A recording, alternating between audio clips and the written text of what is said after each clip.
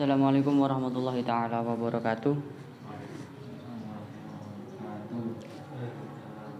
Lahadul Mustafa sallallahu alaihi wasallam wa ala alihi washabihi wa dzurriyyati wa ali baiti tabi'in. Sabi akramin Ahmad adin masjid tarata madir matabi'in wa tahwitan min salmi. Syai'lillahi lamul Fatihah. A'udzu billahi minasyaitonir Bismillahirrahmanirrahim. Alhamdulillahirabbil alamin arrahmanir rahim maliki yaumiddin.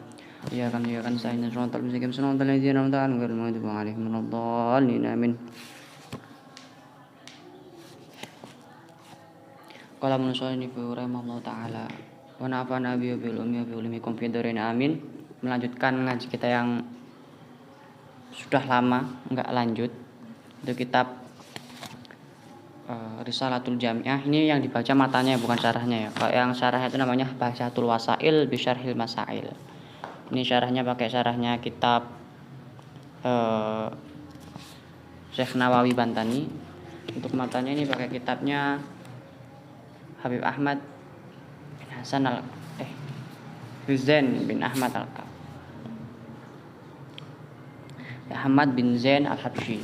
Ahmad bin Zain Al-Habsyi, salah satu murid dari Imam Abdullah bin Alwi Al-Haddad rahimahullah. Melanjutkan pada bab syarat-syarat salat uyustaratu ya, dibuka halaman berapa ini? Halaman 21. Bismillahirrahmanirrahim. Wa yustaratu lis-sholati, dan disyaratkan untuk sholat. Apa? Ma'rifatu dukhulil waqti, mengetahui waktunya sudah masuk sholat atau belum.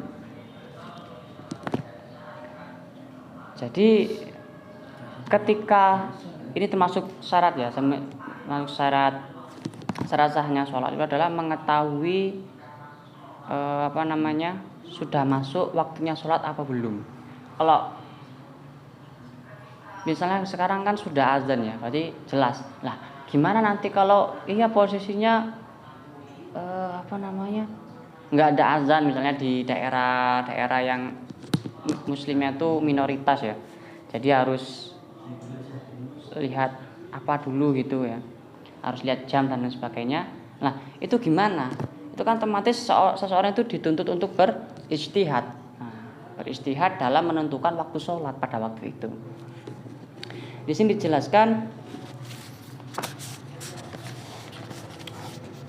dijelaskan biyakinin ya.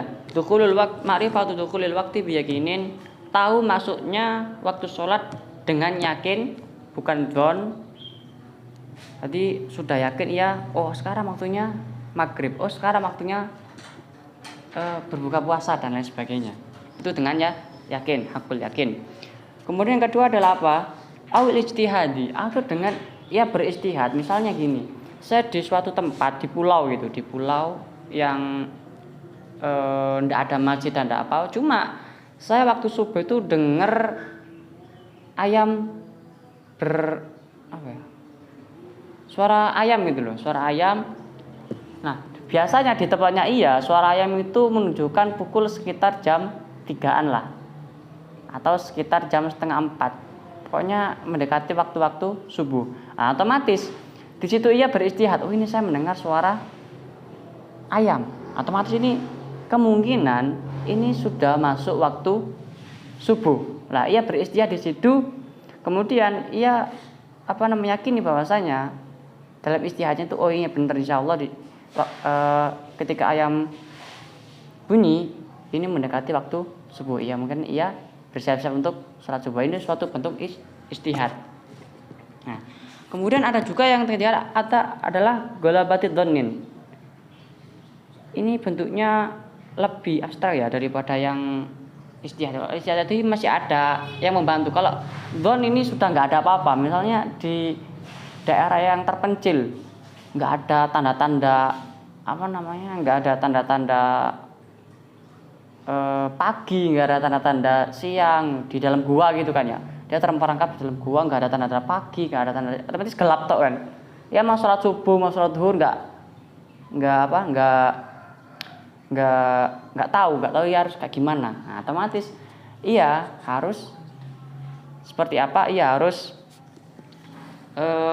pakai dzonnya saja, nggak apa-apa ya, pakai dzon dalam artian menyangka bahwasanya sekarang masuk waktunya subuh, oh sekarang masuk waktunya zuhur. Nah, ia harus mengukurnya sendiri.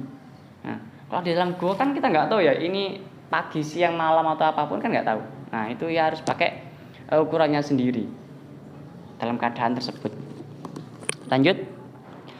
Fa in shalla ma'asyakki lam tasihhu sholatuhu. Lam tasihha sholatuhu. Apabila ia sholat dalam keadaan syak atau ragu, misalnya dalam istihadnya ia, sedangkan istihad ya, misalnya dengar azan, kemudian ia ragu untuk sholat, maka nggak bakal sah sholatnya. Paham? Nah, apalagi istihad, ya istihad dengan istihadnya sendiri, kemudian ia masih ragu, kayak ini belum masuk sholat waktu sholat subuh, kayak ini belum masuk waktunya sholat maghrib.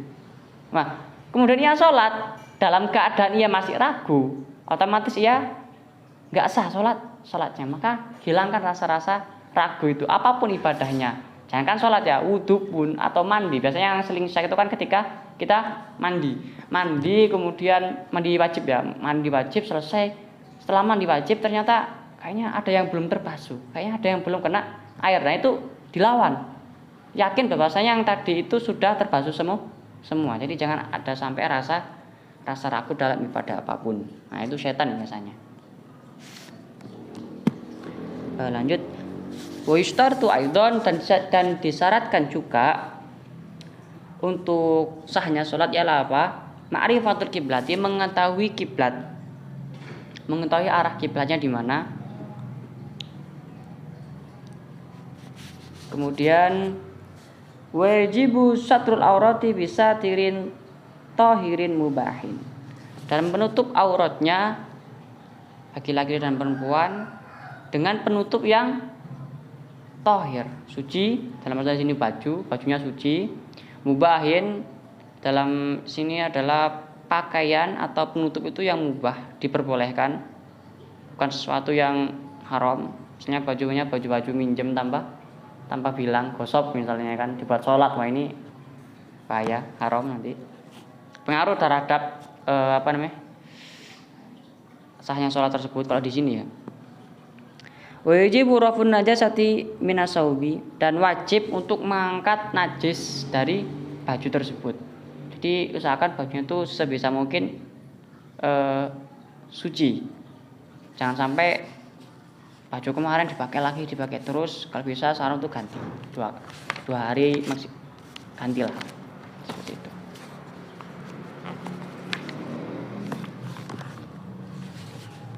Lanjut. Wajibu raf'un najasati minar thawbi wal badani, yang selanjutnya adalah mengangkat najis dari badan. Jelas ini ya, ketika kita wudhu kemudian usahakan tuh dilihat dulu apakah tangannya ada najis, ada darah dan lain sebagainya, disucikan dulu baru wudhu. Nah, disucikan dulu baru wudhu. Jangan langsung ketika masih ada darah di sini ya, misalnya ada darah di tangan, kemudian kita langsung wudhu, takutnya nanti darah itu nggak hilang, malah kena air terus, otomatis tangan kita nanti najis semua kan. Nah, menghindari itu, ketika ada apapun yang menghalangi air itu ya dibersihkan dulu, termasuk najis, kemudian apapun itu yang menghalangi air itu terkena anggota wudhu dihilangkan. Takutnya nanti itu tadi ketika nggak tahu kalau di sini masih ada darah, nggak dibersihkan pas wudhu, otomatis pas sholat masih ada darahnya di kuku dan lain sebagainya kan. Gitu. Minasaubi wal badani wal makani, tempat suci dan bersih ya, diusahakan suci dan bersih. Wajibu alal qadir an yusalliyal fardhu qa'iman, dan diwajibkan pula untuk orang yang yang masih sehat. Kalau di sini ya sehat badan, kemudian jasmani, rohani dan lain sebagainya. An yusalliya fardhu qa'iman, hendaknya ia sholat fardu dalam keadaan berdiri, walaupun ada yang memberikan fatwa bahwasanya kalau sholat sunnah itu walaupun ia sehat ia boleh untuk duduk dan lain sebagainya. Tapi itu fatwa yang bukan jumhur ulama ya. Jumhur ulama mengatakan bahwasanya kalau sholat sholat fardu itu wajib dengan berdiri, dan juga sholat sunnah itu wajib juga dengan berdiri. Ketika ia qadir atau mampu untuk berdiri, sehat dalam artian di sini. Lanjut. Furudus sholati masuk ke fardu-fardu sholat.